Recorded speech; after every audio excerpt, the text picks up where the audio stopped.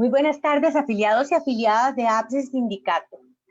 Para APSE es un honor estar nuevamente con ustedes en un programa más. Hoy tenemos la presencia con nosotros de la licenciada Liliana Vega, quien es la coordinadora del Departamento Legal y asesora de la Junta Directiva. Vamos a estar trabajando diferentes temas, pero antes de entrar en el tema específico, quiero invitarlos e invitarlas a las actividades que APSE está preparando para ustedes. Precisamente da inicio en el mes de agosto la Copa APSE Cultural 2020. Esta copa es creada por APSE y te invita a participar y se llevará a cabo en estos 3 meses con los objetivos de desarrollar una estrategia desde la plataforma del arte que permita el acompañamiento de nuestra afiliación.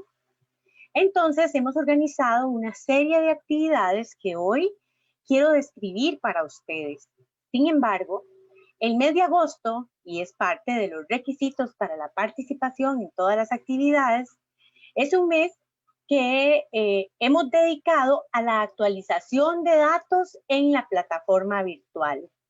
Entonces, los y las invitamos a actualizar sus datos en la plataforma virtual y si ustedes tuvieran alguna situación particular y no pudieran completar sus datos, hemos puesto a su disposición algunos números de teléfono, el 70 76 31 13, el 70 82 12 02, el 72 91 71 45, el 64 36 52 37 y el 83 78 32 67. Todos estos números de teléfono ustedes los podrán encontrar en nuestra plataforma de APSE Informa en el Facebook y quedarán participando en nuestro bingo virtual número 1 que estamos programando para el 30 de agosto y lo vamos a dedicar a la afrodescendencia, a la cultura afrocostarricense, porque este es el mes de la cultura afrocostarricense. Posteriormente, en el mes de septiembre, vamos a tener un concurso de poesía. Y este concurso de poesía, APSE está llamando a la afiliación para que todas aquellas personas que gustan de hacer poesía participen en este concurso que hemos dedicado a la Madre Tierra, porque agosto es el mes de la Madre y de la Madre Tierra que tenemos que conservar. Así se llama el concurso, Pachamama Madre Tierra, en su primera versión y es organizada por la Secretaría de la Mujer de APSE Sindicato en el marco precisamente del Día de la Madre y se trabajará en 2 modalidades. Tenemos una primera modalidad para poemas que estén relacionados con el tema de la Madre Tierra. Y tenemos una segunda modalidad de participación para quienes quieran hacer un poema libre. Sin embargo, una persona podría participar en las 2 modalidades en caso de que los poemas que presente sean poemas diferentes.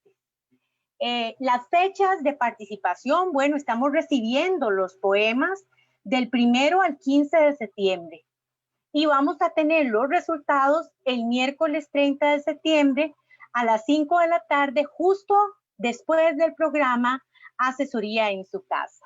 El primer lugar ganará 150,000 colones, el segundo lugar 100,000 colones y el tercer lugar 75,000 colones. El jurado es de muy alta calidad.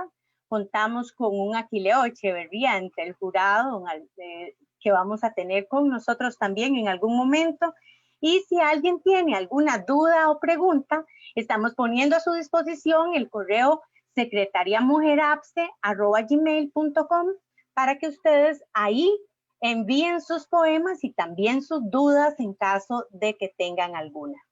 También para el mes de septiembre tenemos un segundo concurso que es precisamente el concurso de microrelato.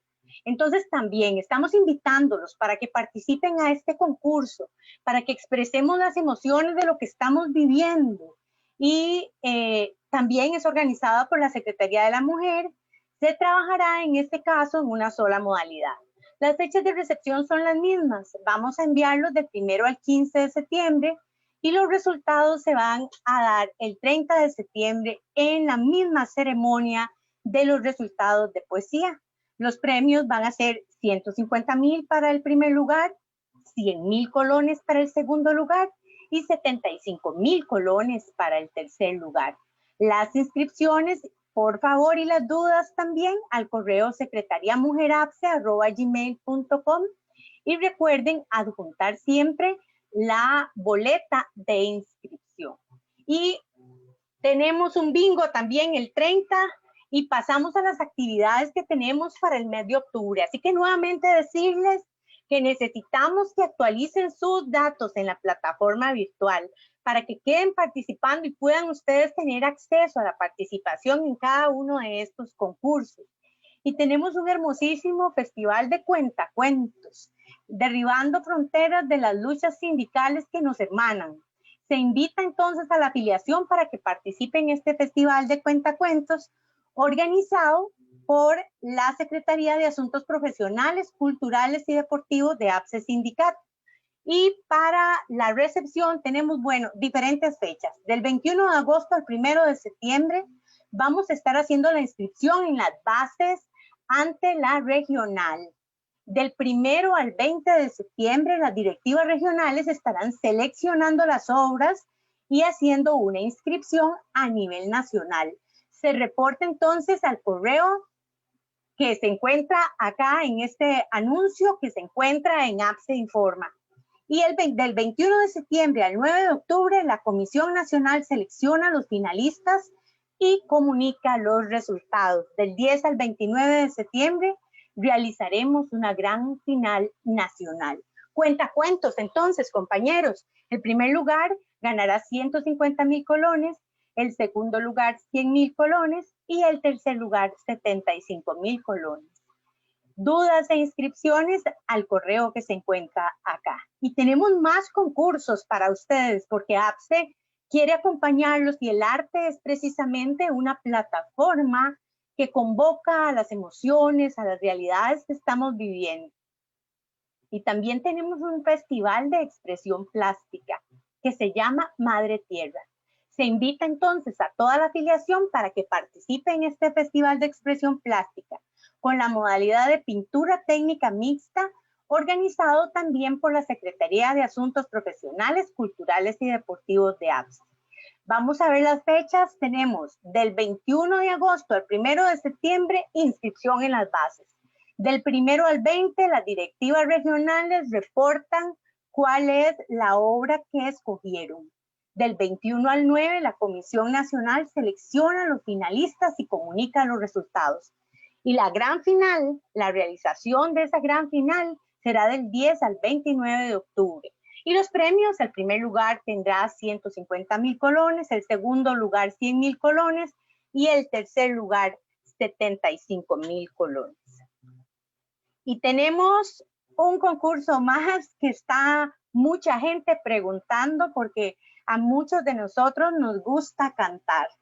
Entonces, vamos a ver, tenemos el Festival de Solistas Vocales, que se llama Luchas Sindicales. Entonces, también invitarlos a participar con las fechas similares. Del 21 de agosto al 1 de septiembre va a ser la inscripción en las bases. A ver si subimos un poquito. Y tenemos del 1 al 20 de septiembre, las directivas reportan su concursante.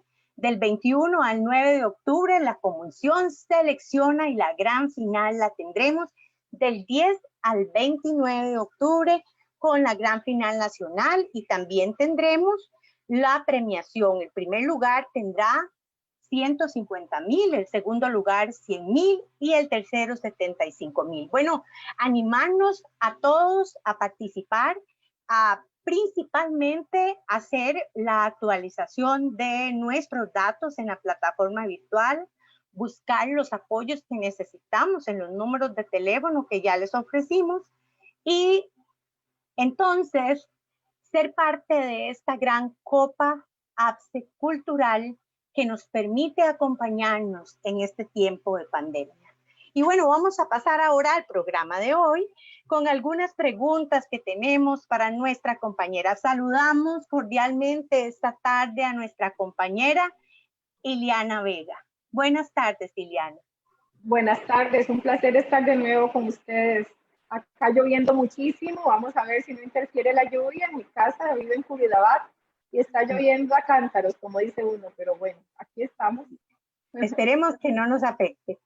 Estamos en tiempos de pandemia y como hablábamos, Iliana, es muy importante para nuestra afiliación conocer sobre los últimos lineamientos y protocolos aprobados por el Ministerio de Salud y por el Ministerio de Educación Pública en relación con la llamada estrategia regresar, y lo digo entre comillas, ¿verdad? Que permitiría la reanudación de los servicios educativos o el regreso a la presencialidad. ¿Usted podría explicarnos, Iliana, las acciones en este sentido? Sí, bueno, vamos a ver. Desde el 17 de marzo, que se suspendió la presencialidad en los centros educativos, hemos venido, y nuestra afiliación en el sector educativo ha venido preguntándose, bueno, pero ¿hasta cuándo vamos a estar con la mediación pedagógica a distancia? ¿Será que ya el siguiente mes, decíamos en abril, ya de nuevo se va a volver a las clases? Y bueno, ya llevamos ¿cuánto ahorita? Desde marzo, abril, mayo, junio, julio, agosto, 5 meses ya de que está suspendido la presencialidad, ¿verdad? Los centros educativos no están impartiendo lecciones, pero bueno, eso no significa que las autoridades gubernamentales, en este caso el Ministerio de Salud y el Ministerio de Educación, no tengan que estar revisando una serie de protocolos para un eventual regreso, y eso es lo que se ha denominado estrategia regresar, como bien lo señalaba Nora. No es fácil regresar en este contexto. Cada día vemos como hay muchísimos más casos de contagio y eso no, cada cierto tiempo pues se está siendo monitoreado por las autoridades sanitarias para determinar en qué momento será posible o no el regreso. Bueno, en esa línea, el viernes pasado, concretamente el viernes 14 de agosto, las organizaciones magisteriales fueron convocadas por parte del despacho de la ministra de Educación Pública a efecto de dar a conocer los diferentes protocolos que existen o que ya están aprobados por el Ministerio de Salud con miras a ese posible regreso. Con ocasión de que la señora presidenta de APSE ese día en horas de la mañana se encontraba en sesión de junta directiva, yo participé en esta reunión con autoridades ministeriales en representación de la APSE. Ahí estaban el resto de organizaciones magisteriales, bueno, concretamente la ANDE y el CEP. Y ahí se nos expuso entonces los diferentes protocolos que fueron revisados y remozados, por decirlo así, con fecha 10 de agosto, o sea, absolutamente recientes. Y ahí se nos indicaba que, en primer término, si ya para el mes de septiembre no había regreso a las aulas, ya prácticamente teníamos que saber que ya no habría regreso para este año, para este curso lectivo 2020. Y si uno escucha lo que recientemente también han dicho las autoridades de salud, que se espera que el mayor pico de la pandemia sea para el mes de octubre, bueno, uno siempre espera que ya esté en la ola, ¿verdad?, grande y que esté en el pico, pero todavía parece que por ahí dicen que será como para octubre. Entonces uno prácticamente diría que eso, que no hay regreso a la presencialidad para este curso lectivo 2020. Más sin embargo, ¿verdad?, como pues a veces las cosas puedan cambiar, igual se nos convocó para darnos a conocer los protocolos y para que las organizaciones magisteriales los analizaran y eventualmente pudieran hacer aportes y observaciones a los mismos. Yo les voy a mostrar aquí solo algunos de ellos. Sí necesito hacer como un pacto con ustedes para que me presten muchísima atención. Esto que yo les voy a mostrar no es de uso oficial, ¿verdad? Yo no quiero que lo vayan a andar divulgando por ahí. Se trata de, a pesar de que ya están aprobados, tienen la aprobación del Ministerio de Salud, Ahí van a ver como dice que es un borradores aún, ¿verdad? Porque todavía no van a ser puestos en práctica. Vamos a ver el primer protocolo que les quiero mostrar por acá. Vamos a ver. Vamos a ver. Se trata de este protocolo que es el LSCS 014, denominado Lineamientos Generales para la Reanudación de Servicios Presenciales en Centros Educativos Públicos y Privados ante el coronavirus COVID-19. Vean qué interesante, porque se trata de una vez de un protocolo que aplica tanto para centros educativos públicos como privados.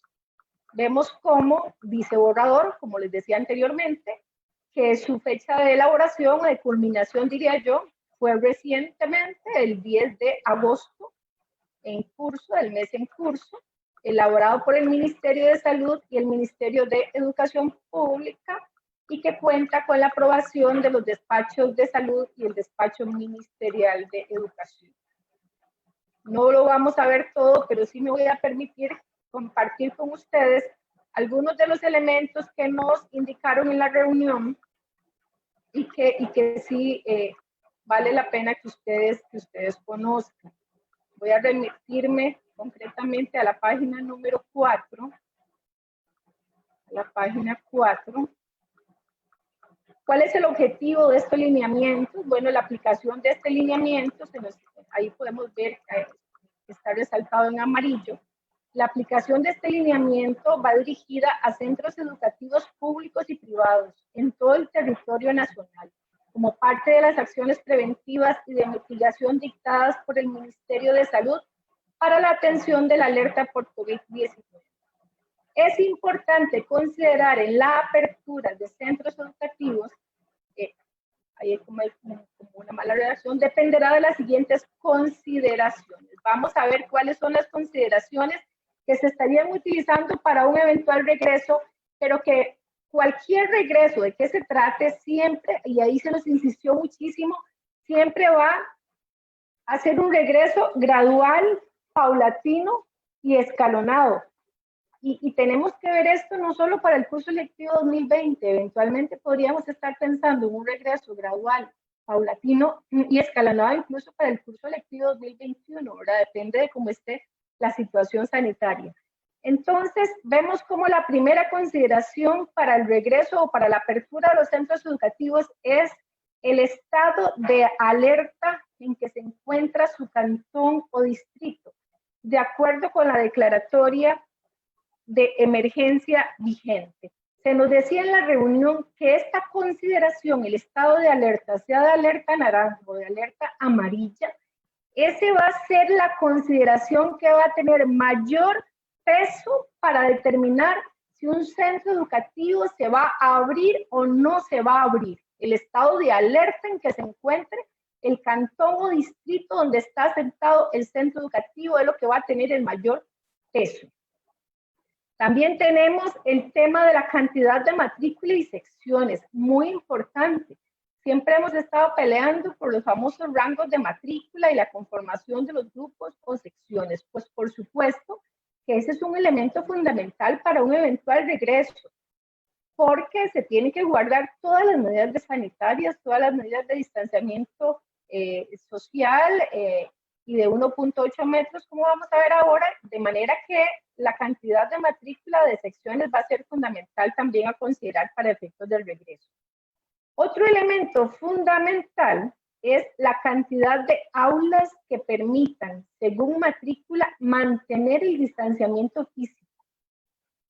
Esto es fundamental. Aquí estamos hablando entonces de la capacidad locativa, de lo que es en sí la infraestructura básica, que el aula permita tener ese distanciamiento físico de cuánto, de lo que se exige de 1.8 metros entre cada estudiante y con su docente. Por eso es que para lograr esto, jamás podríamos pensar en un regreso absoluto de toda la matrícula de un centro educativo, ¿verdad? En atención A este mantenimiento, el distanciamiento físico, ya con solo esta consideración, ya nosotros vemos cómo el regreso a la presencialidad va a tener que ser necesariamente gradual. Otra de las consideraciones fundamentales es si el centro educativo cuenta con los servicios básicos, como cuáles: luz, agua e internet, la cantidad de lavamanos o piletas, y si la institución posee los insumos de higiene y desinfección. Y en la presentación que se nos dio el viernes pasado, se decía que este tema de la higiene, de la cantidad de lavamanos que tenga un centro educativo y los insumos de higiene y limpieza no es negociable.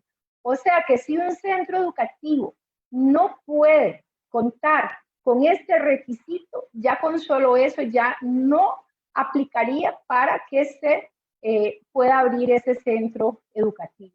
Igual la cantidad de baterías o servicios sanitarios, eso es fundamental, prioritario para tomar en consideración para un eventual regreso. Obviamente también lo que es el agua potable, condiciones básicas de higiene, bueno, eso ya, como les comentaba anteriormente. Vamos a ver algunos otros detalles así muy por encima de este protocolo general para centros educativos públicos y privados. Como les decía anteriormente, tenemos también los lineamientos generales para el ingreso y permanencia en centros educativos. Entonces, por supuesto que la norma general es mantener el distanciamiento físico mínimo de 1.8 metros, cubrirse la boca cuando tose o estornuda, utilizando el protocolo de estornudo, limpiar y desinfectar los objetos y las superficies que se tocan con frecuencia con un desinfectante, con alcohol o paño de limpieza doméstico.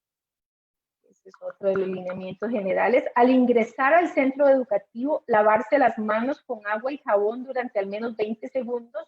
Por eso es que es fundamental que los centros educativos tengan a disposición todo lo que son lavamanos para esos efectos. Esta consideración o lineamiento general es muy importante. Si está enfermo, ningún estudiante puede ir al centro educativo. Estudiantes enfermos no deben ir al centro educativo. Y bueno, y ahí otra serie de lineamientos, pero que no me voy a detener muchísimo porque el protocolo es bastante largo. Tenemos disposiciones en el 5.2, disposiciones para la administración de centros educativos públicos y privados. Vemos como en este protocolo se genera una gran responsabilidad para los directores institucionales de los centros educativos. A ellos les corresponde tomar el control. Por ejemplo, vemos que me llamó la atención, que corresponde al director la responsabilidad de establecer los diferentes horarios de recreo. La consulta sobre el recreo ha sido una consulta recurrente para efectos de la presencialidad. Entonces al director es al que le correspondería establecer diferentes horarios de recreo cuando las instalaciones lo propicien para coadyuvar al distanciamiento. Si no, deben prever otro tipo de actividades que mantengan la aplicación de las medidas. Y este otro muy importante, vean qué interesante esto que voy a leer. El director o directora del centro educativo puede mantener la modalidad de teletrabajo debidamente regulada en los puestos que por el desarrollo de sus labores lo permitan. ¿Qué significa una cosa como esta? Pues muy sencillo, que el teletrabajo llegó para quedarse. Y eso es un asunto que amerita todo un análisis, ¿verdad? Porque si el teletrabajo y lo que es la educación virtual o el trabajo a distancia llegó para quedarse, bueno, entonces ahí también ya uno tendría que pensar posteriormente en toda la regulación del tema de salud ocupacional, de los insumos y las condiciones en las que laboran nuestros trabajadores ante esta situación. ¿Con qué equipo tecnológico cuentan? Ya tendríamos que pensar en hablar de un marco jurídico que proteja bajo esta nueva modalidad todo este tipo de situaciones. Y vean qué interesante, porque estoy leyendo el protocolo de regreso a la presencialidad y entonces significa que aún regresando, igual la modalidad de teletrabajo se va a quedar. Y esto es obvio porque ya vimos cómo definitivamente no va a poder de ninguna manera darse un regreso en forma total, ¿verdad? Sino, como les he venido diciendo, en forma escalonada y gradual. Otra de las responsabilidades de los directores, adecuar los espacios para cumplir con la norma de distanciamiento físico de 1.8 metros entre los estudiantes, tomando en cuenta la cantidad de estudiantes y tamaño y el espacio físico, que es lo que hablaba anteriormente de la capacidad locativa. Y todo, vamos a ver, se recomienda el uso de mascarilla, por supuesto, que ante un eventual regreso sí se va a tener que utilizar mascarilla por parte de los estudiantes y el personal. En estudiantes de quinto y sexto de primaria, secundaria y universidad, ya que en niños pequeños no podemos obligarlos a utilizar por la dificultad del uso de las mascarillas. En el punto 5.3 tenemos disposiciones para el personal de limpieza, cocina, seguridad y mantenimiento. Es importante porque este personal debe informar y quedarse en casa cuando presente síntomas como fiebre, tos, congestión nasal, dolor de garganta, dificultad respiratoria relacionados con esta enfermedad, y mantenerse en su hogar hasta que los síntomas desaparezcan. Es un tema de salud muy importante a considerar. Me permití resaltar, como les digo, algunos que me parecieron más importantes. El personal de seguridad, aquí dirigido a los compañeros agentes de seguridad y auxiliares de vigilancia, son los que deberán evitar aglomeraciones de personas, tanto en la entrada como en la salida de la jornada laboral. Bueno, todo esto lo llama a uno a reflexionar, ¿verdad? Porque uno sabe cómo son los jóvenes, los niños y niñas, adolescentes, ¿verdad? Que normalmente a la hora de la salida o a la hora de entrada, pues corren o se aglomeran. Bueno, acá se está dando esta responsabilidad al personal de seguridad de evitar esas aglomeraciones.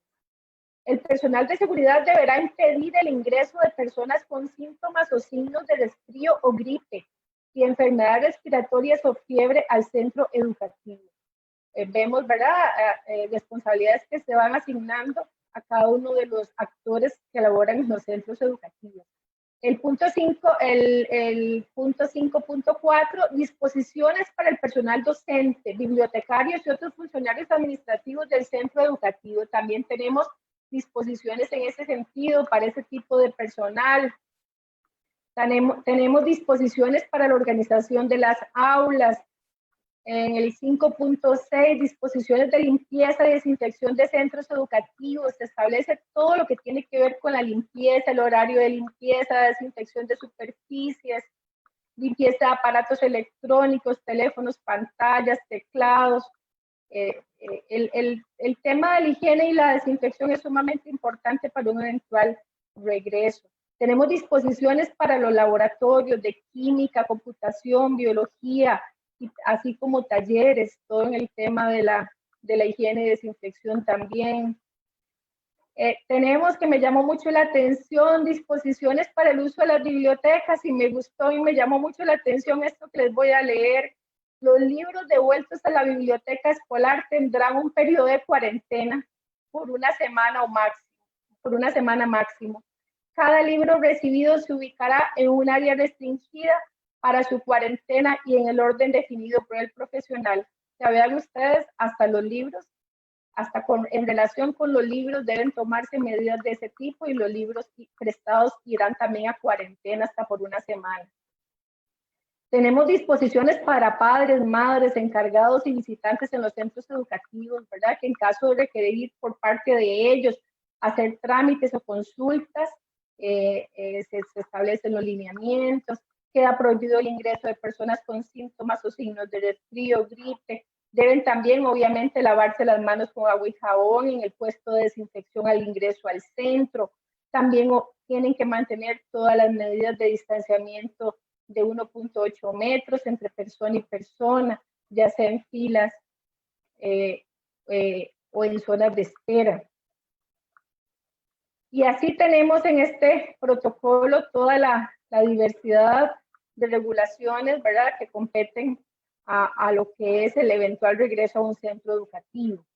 Me voy a permitir mostrarles, dentro de la cantidad de protocolos que tuvimos, también tenemos este otro Este otro protocolo, protocolo de atención ante posibles casos de COVID-19, casos confirmados dentro de las oficinas centrales, regionales y los centros educativos del Ministerio de Educación Pública. Este es otro protocolo para eventuales casos de COVID detectados en la institución. Igual es un protocolo que regula absolutamente lo que es la atención de casos sospechosos o confirmados de COVID. Dependerá de las funciones de la persona, así como de la interacción con otras personas funcionarias u otros usuarios que visiten las instalaciones, ¿verdad?, del Ministerio de Educación Pública. Tenemos en esta línea de los casos sospechosos todo lo que son las definiciones de lo que es en sí el virus, el COVID, todo lo que es la desinfección ante una situación de esa naturaleza. Es un protocolo que regula el procedimiento ante una situación de estas. Entonces se impone la información y protección de la intimidad de las personas funcionarias, y a esos efectos se establece el deber de informar toda persona funcionaria del Ministerio de Educación Pública que labora en oficinas centrales, regionales y en centros educativos. Tiene la obligación de informar a su jefatura de manera inmediata si considera que es sospechosa del virus COVID-19. El deber de informar, muy importante. Protección de la intimidad de la persona. Si bien la persona funcionaria o estudiante sospechosa de portar la enfermedad debe informar a sus superiores y estos a su vez a las autoridades responsables, las personas funcionarias que tengan información relativa a la persona no podrán divulgar información alguna como nombre, lugar de trabajo, centro educativo u otras características que las puedan identificar.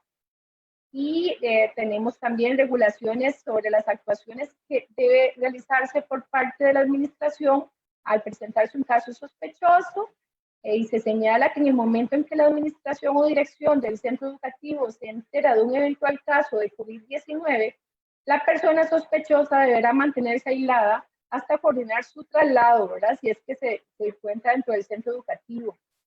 Además, se debe realizar el proceso de desinfección del área de trabajo o estudio de la persona y de las áreas de uso común, y se debe notificar al 911 o a la línea 1322 para coordinar las acciones correspondientes. Bueno, ahí vemos cómo se regula absolutamente todo el procedimiento en esa situación. Voy a mostrarles. Muchísimas gracias. Muchas gracias, Sile. Sí. ¿Todavía tenemos algunos protocolos más? Sí, tenemos unos protocolos más. Adelante.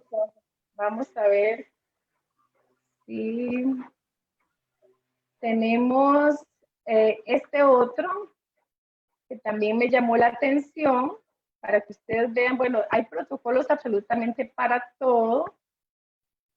Tenemos este otro protocolo, que es el protocolo para la prevención del contagio del COVID durante el desarrollo de las lecciones de educación física en los centros públicos y privados del país.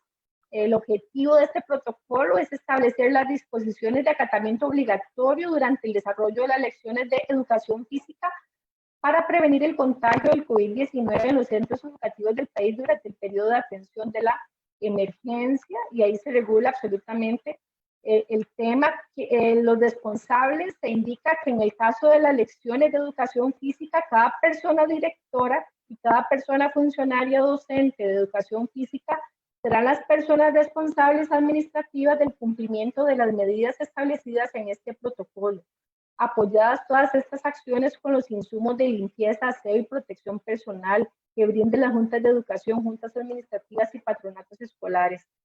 Y bueno, todos los requisitos para que se puedan impartir las lecciones de educación física según las circunstancias, ¿verdad?, del centro educativo y de las posibilidades. Cuando nosotros escuchamos,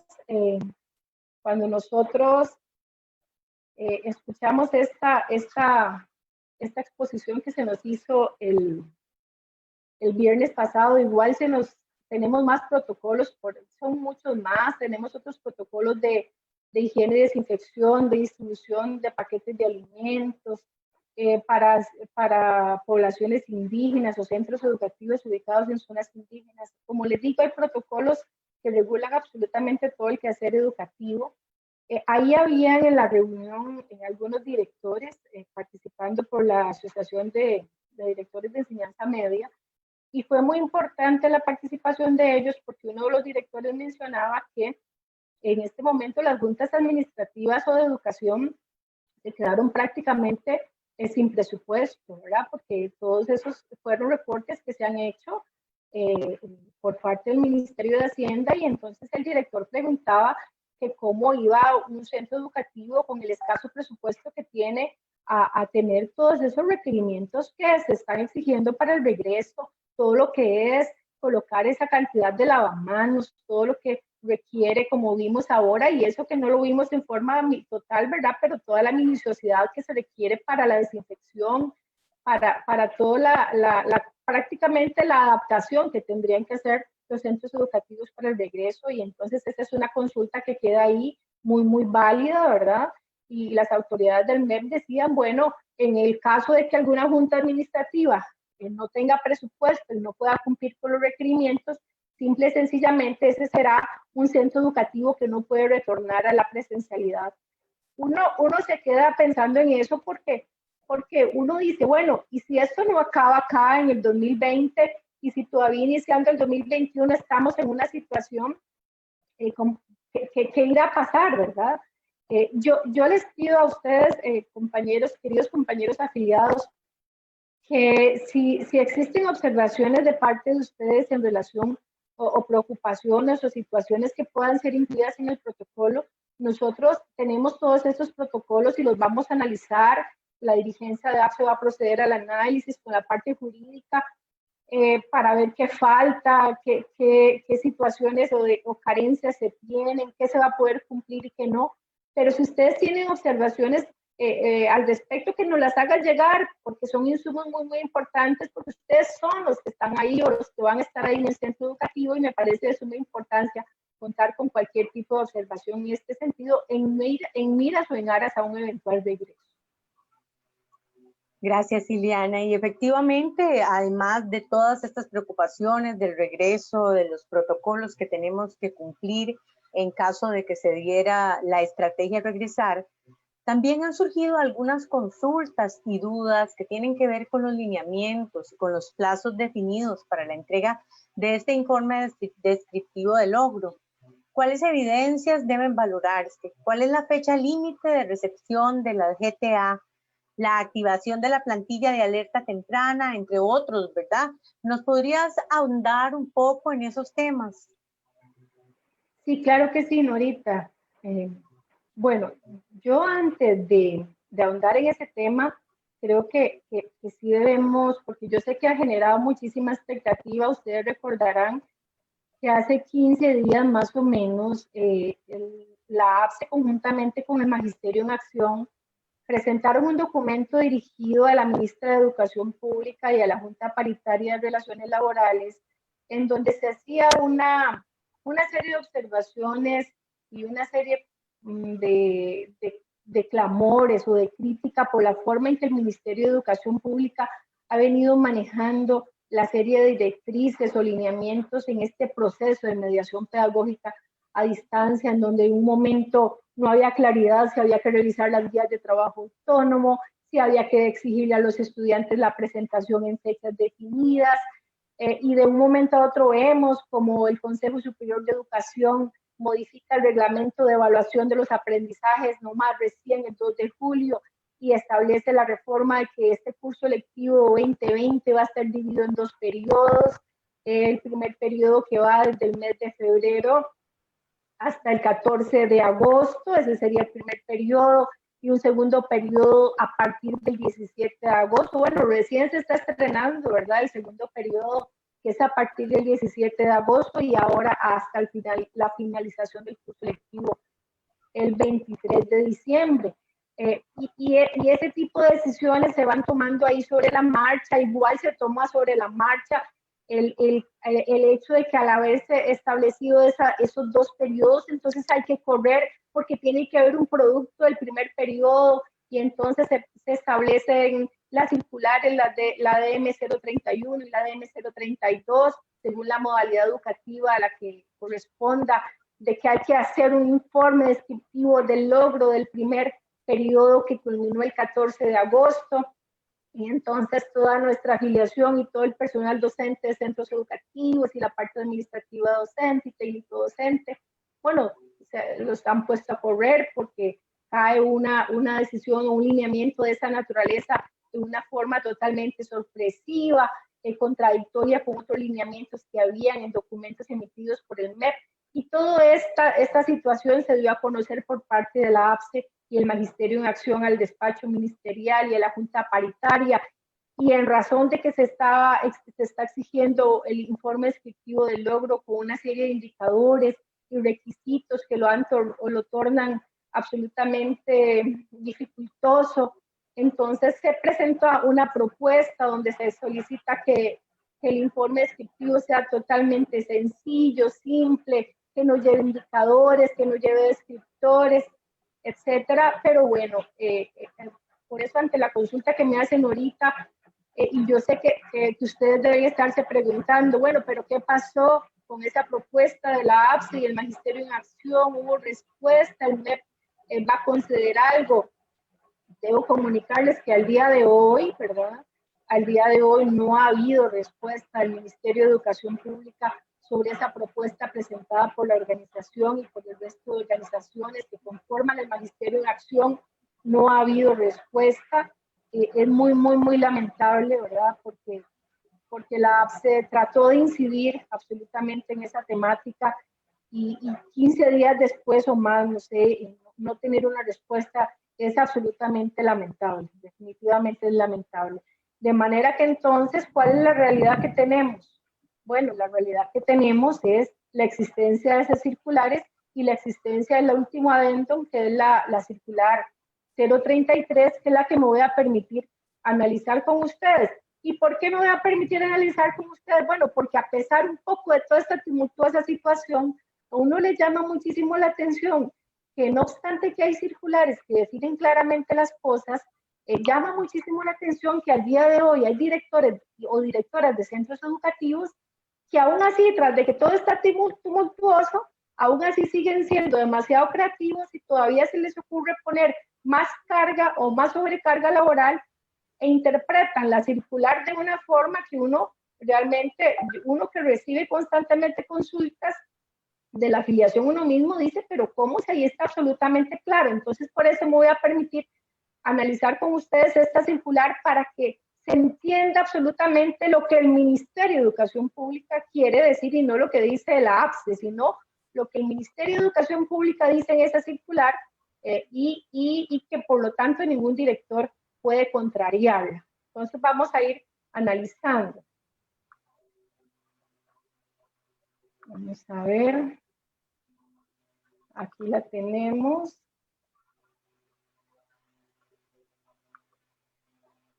La circular DM3308-2020, que uno podría decir que es una circular que es una enmienda de una enmienda, ¿verdad? Porque dentro de todo este proceso de la mediación pedagógica a distancia ha surgido de todo y el mismo ministerio ha tenido que aclarar y reaclarar y enmendar y bueno, esta es una enmienda de una enmienda, diría uno. Esta circular es, como dice ahí, una adenda o una enmienda, diría yo, a las circulares sobre lineamientos para la valoración de los aprendizajes y la emisión de informes descriptivos del logro del primer periodo de curso lectivo 2020. ¿Verdad? Es una adenda a las circulares DM031 y DM032. Está dirigido a todas las instancias del MEP y personal docente y es escrita por la Ministra de Educación Pública.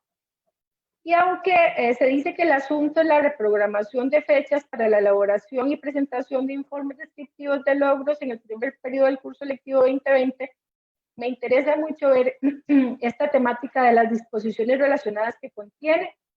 Siempre vimos que tenía mala la fecha, dice 4 de julio del 2020, en realidad la fecha correcta, porque no la han corregido, fue emitida el 4 de agosto y esta es la fecha que debería tener.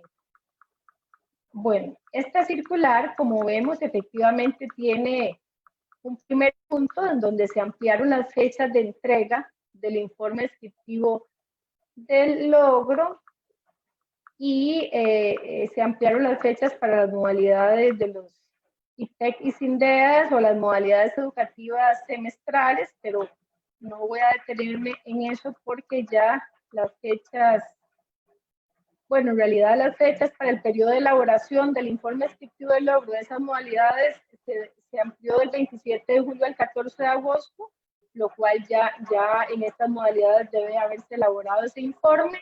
Y la entrega de los informes, que eso sí todavía es válido, la entrega de esos informes descriptivos se establece para del 17 de agosto al 21 de agosto.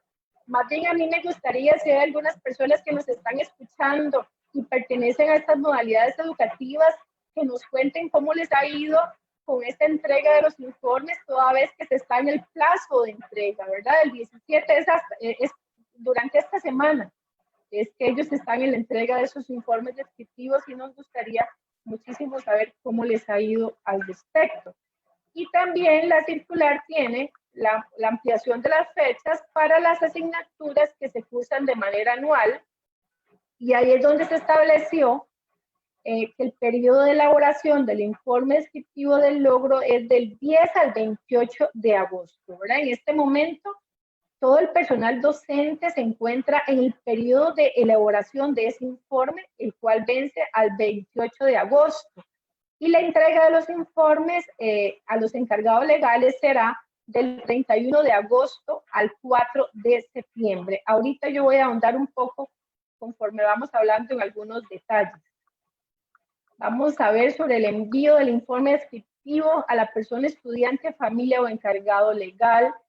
Y aquí la circular instruye a las personas directoras y personas educadoras el envío del informe por medio del correo electrónico del MEP de la persona docente a la cuenta del correo del MEP de la persona estudiante en los escenarios que así lo permitan, por supuesto. O sea, aquí se estableció y en un webinar que vimos se estableció que se hizo una consulta jurídica sobre la procedencia del envío de este informe y el criterio jurídico vertido fue que no había ningún inconveniente en que el informe se enviara del correo electrónico de la persona docente a la cuenta del correo electrónico de la persona estudiante.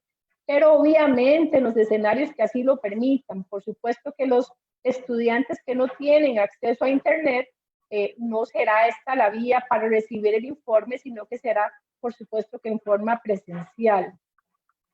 El informe descriptivo del logro enviado por correo será un documento de naturaleza informativa. Esto es sumamente importante, ¿verdad? Se ha hecho énfasis en que este informe no va a promover a nadie, no está dando el nivel de aprobación a nadie, por lo menos en lo que son las asignaturas anuales, ¿verdad? En las asignaturas semestrales o las modalidades semestrales sí tiene otra naturaleza, pero en las asignaturas anuales es solo naturaleza informativa, ¿verdad? ¿Qué quiere decir? Que es solo para dar cuenta al hogar del avance de la persona estudiante en el proceso educativo y su desempeño. Y aquí hay algo muy importante. En este primer párrafo vemos cómo aquí hay dos requerimientos. Uno es el informe descriptivo del logro y se nos dice que este documento, o sea, el informe, no sustituye el acta que el centro educativo custodia en el expediente del estudiante o en el archivo de la institución. Esa acta será el único documento auténtico y válido para todo trámite educativo formal que se requiera posteriormente, ¿verdad? El informe como tal, con naturaleza informativa, no sustituye entonces al acta que debe custodiar el centro educativo como un documento auténtico que se requiera eventualmente por parte del encargado legal o el estudiante. Y vamos a ver ahora qué es lo que debe contener este informe. Debe contener al menos las siguientes características de identificación institucional: nombre del centro educativo, logos oficiales del MEP y del centro educativo, nombre del director y la persona docente. No es necesaria la firma física o digital de la persona docente y de la persona directora, ¿verdad? Eso es muy importante tenerlo súper presente, que no va a ser necesario la firma, solamente la indicación del nombre del docente y del director. Y aquí vemos cómo paralelamente el docente debe entregar, que es donde yo les decía que aquí se surge un segundo requisito, El docente debe entregar al director del centro educativo un acta por sección, en la que consigne el nombre de la persona estudiante, su número de cédula, la sección a la que pertenece. Además, debe consignarse si es una asignatura semestral, la condición de promovido, y si es una asignatura anual, la condición será de, vamos a bajar acá, de periodo cursado. Esto, me voy a detener aquí un momento, porque esto que pareciera tan simple, es de tal trascendencia y de tanto cuidado, porque por favor no se vayan ustedes a equivocar, docentes de asignaturas anuales, no se vayan a equivocar poniéndole al estudiante en el informe descriptivo de logro que su condición es de promovido. Porque si ustedes ponen al estudiante por error que su condición es de promovido, ese estudiante no va a volver más durante este periodo lectivo y se va a considerar ya ganado el curso lectivo 2020. Tienen que tener muchísimo cuidado en eso, porque aunque se trata de una cuestión de carácter informativo, algún padre de familia o algún estudiante puede decir, bueno, no, el docente me dio la condición de promovido y ya yo pasé este año. Entonces, por favor, la condición de promovido es solo un criterio que se da para las asignaturas semestrales, pero en las asignaturas anuales lo único que se tiene que poner es periodo cursado únicamente. Vamos a ver. En caso de las personas estudiantes que a la fecha no han desarrollado las actividades consignadas en las guías de trabajo autónomo, se consignará la condición de aplicación de alerta temprana. Y aquí yo también me voy a detener muchísimo, porque yo veo a muchísimos docentes que están realmente abrumados, corriendo, cómo persiguen a los estudiantes para que les entreguen las guías de trabajo autónomo, que no las presentaron, que los obligan a llamar a las casas de habitación o por WhatsApp, o en algunos casos he visto donde los directores han obligado a los docentes a ir a buscar a los estudiantes a sus casas para lograr la entrega de las guías de trabajo autónomo, de los trabajos asignados a lo largo de esta mediación pedagógica a distancia. Y ahora al final de este documento, yo les voy a leer un criterio que solicitamos al respecto, en donde se establece que la fecha, que no hay por qué esperar a los estudiantes y que las fechas establecidas para las entregas desde las guías de trabajo autónomo eran desde el mes de febrero al 31 de julio. Esas eran las fechas en las que los estudiantes tenían que haber entregado las guías de trabajo autónomo. De manera que compañeros y compañeras docentes, compañeros y compañeras afiliadas, no se estresen más de la cuenta. Si sus estudiantes no entregaron las guías de trabajo autónomo resueltas al 31 de julio, no tienen que andar persiguiendo ni buscando a los estudiantes para que lo hagan. Simple y sencillamente en esos casos, ustedes consignan la condición aplicación de alerta temprana. Al que no entregó el 31 de julio, simplemente consignan en el informe descriptivo del logro aplicación de alerta temprana, y si es del caso, activan la plantilla de alerta temprana, que ahí está la herramienta, está el machote de activación de la plantilla de alerta temprana, y yo veo que es absolutamente simple. Tiene como 7 indicadores muy sencillos, que está en la página web del MEP, y simplemente ustedes activan la alerta temprana y no tienen que andar persiguiendo a los estudiantes, porque eso era responsabilidad de ellos y de los padres de familia haber cumplido a lo largo de estos meses, ¿verdad? Entonces eso ténganlo por ahí presente. Yo ayer todavía atendí a un docente muy querido, me voy a reservar por supuesto el nombre, donde él está en una situación desesperada, porque además es un docente de alto riesgo. Y él me dice, es profesor de matemáticas, y él me dice, pero es que los estudiantes no me resolvieron en las guías de trabajo autónomo lo referente a geometría, y no se ha podido ver con los octavos de geometría y demás. y el director me obliga a que yo tengo que buscarlos y a llamarlos, y yo les digo, no, o sea, no tienen por qué, y ahorita vamos a revisar ese criterio jurídico o ese criterio que nos da la propia viceministra académica, la señora Melania Brenes Monge, viceministra académica, nos dice hasta el 31 de julio tenían tiempo los estudiantes y no tienen por qué esperar ni dar fechas todavía esperando que los estudiantes entreguen las guías de trabajo autónomo. Además, hay otro elemento importante acá. ¿Qué es lo que ustedes van? ¿Qué es lo que ustedes van? ¿Con cuáles son las evidencias con las que ustedes deben contar para poder definir ese nivel de desempeño de los estudiantes? Bueno, pues para definir la evaluación formativa del primer periodo, la persona docente cuenta con las evidencias obtenidas producto de la realimentación del trabajo desarrollado en las guías de trabajo autónomo. Pero además ustedes disponen para la valoración de evidencias el portafolio de evidencias. Y si no, otro tercer elemento que es lo observado en la presencialidad al inicio del curso lectivo. O sea, lo que ustedes observaron desde el primer día que iniciaron las clases en febrero hasta el 16 de marzo. O sea, que cuentan con 3 insumos. No son solo las guías, sino que pueden ser las guías, el portafolio de evidencias y lo observado en la presencialidad. Y de ahí ustedes pueden perfectamente establecer el nivel del desempeño con esos 3 insumos.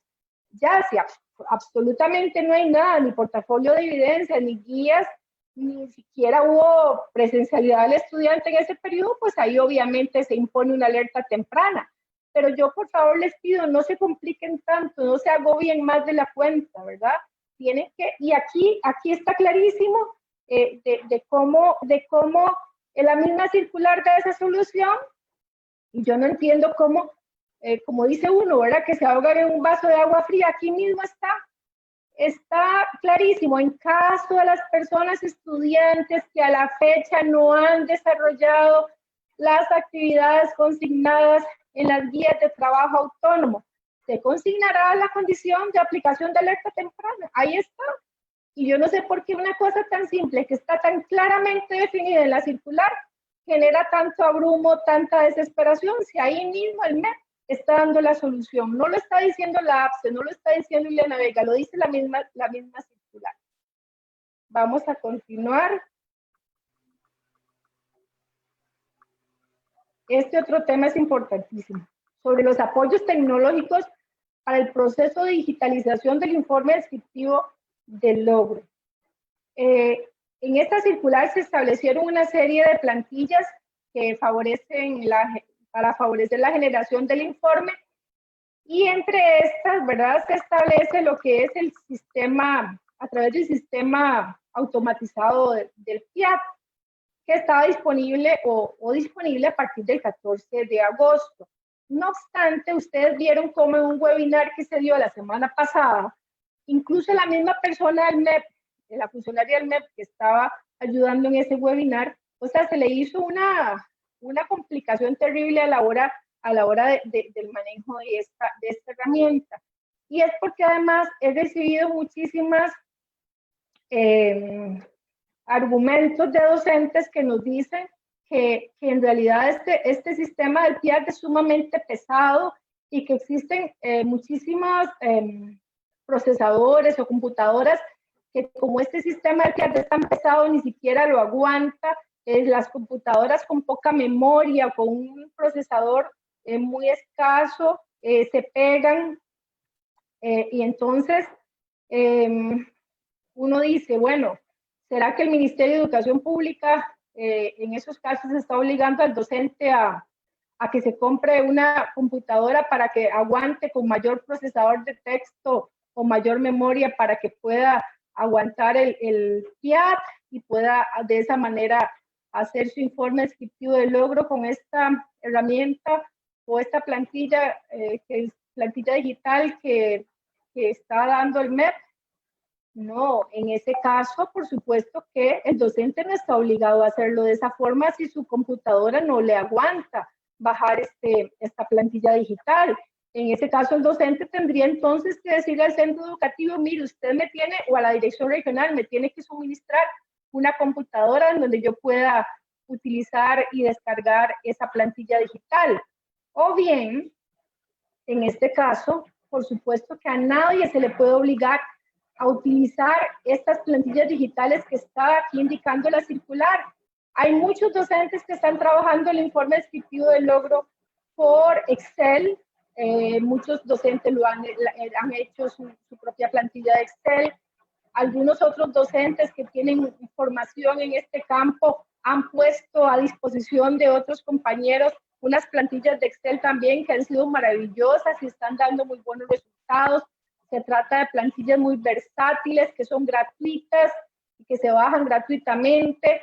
Y entonces cada docente, siempre y cuando cumpla con las características que tiene que llevar el informe establecidas en esta circular, puede utilizar la plantilla digital que más le favorezca para emitir el informe descriptivo del logro. Pero no puede ser que un director diga, en esta institución todos tienen que utilizar obligatoriamente la plantilla digital automatizada del PIAT.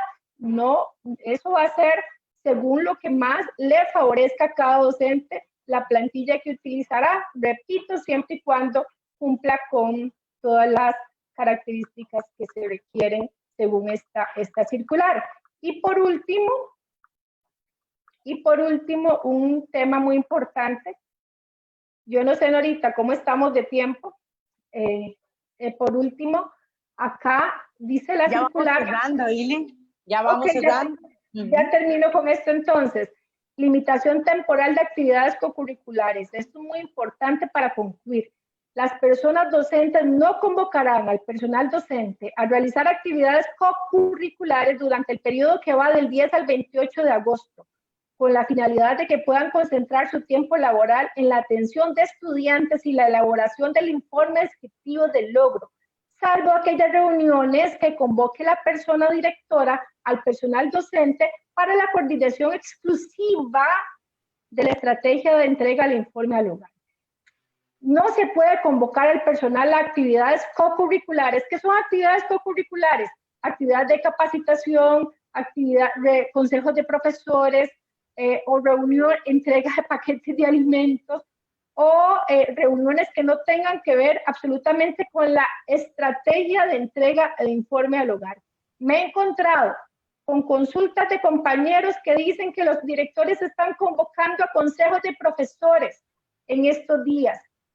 Y la sugerencia para concluir es que ustedes simplemente le digan al señor director, en cumplimiento de la circular 033-8-2020, punto número 4, no voy a participar en la reunión a la que usted está convocando, toda vez que de conformidad con esta circular, la única reunión que se puede realizar es para coordinar la estrategia de la entrega al informe del hogar. Por lo tanto, yo me excuso y justifico mi ausencia a la reunión o a la actividad que usted está convocando. Bueno, creo que, ¿verdad?, se nos hizo corto el tiempo y no vamos a poder, lástima para haber visto un poco el criterio entregado por la viceministra académica que les mencionaba, que no existe, no hay necesidad de que el docente dé tiempo al estudiante más para que entregue las guías de trabajo autónomo, sino que ya ese periodo está vencido. Pero nosotros podemos colocar ese criterio en la página web de APSE para ponerlo a disposición de todos ustedes. Entonces me quedaría aquí, Norita. Sí, muchísimas gracias, Ile. De verdad, estuvimos monitoreando algunas de las preguntas que algunos compañeros hicieron en la plataforma y efectivamente ibas respondiendo con tus explicaciones muchas de las preguntas que los compañeros estaban haciendo por acá. Agradecerte muchísimo esa participación detallada, esa información que nos estás ofreciendo. Y para cerrar el programa, quisiera comunicarle a la afiliación que para comunicarse con APSE, porque APSE en sus departamentos se está trabajando a distancia, pero la central telefónica de APSE no está funcionando en este momento porque tenemos teléfonos específicos para cada uno de los departamentos. Estos números de teléfono los podemos visualizar en APSE Informa. Como ustedes pueden ver acá, tenemos los teléfonos específicos del departamento laboral. Así también tenemos los teléfonos específicos del departamento legal y de pensiones. Así que si alguno de ustedes tiene alguna necesidad, busquen en el APSE Informa, tenemos los números de teléfono que son los que están atendiendo en este momento a cada uno de los afiliados en el área laboral, en el área de pensiones y en el área legal. No hemos dejado de trabajar ni un solo momento por usted.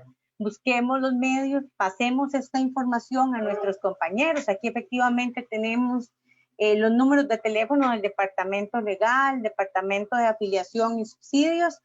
Y por favor, hagámoslo circular en nuestra afiliación porque algunas veces llaman a la central, pero la central efectivamente no está funcionando. Estamos a distancia con nuevos números de teléfono. Y despedirnos, gracias Sile por todas tus explicaciones. Un abrazo para la afiliación y que todos estén muy bien.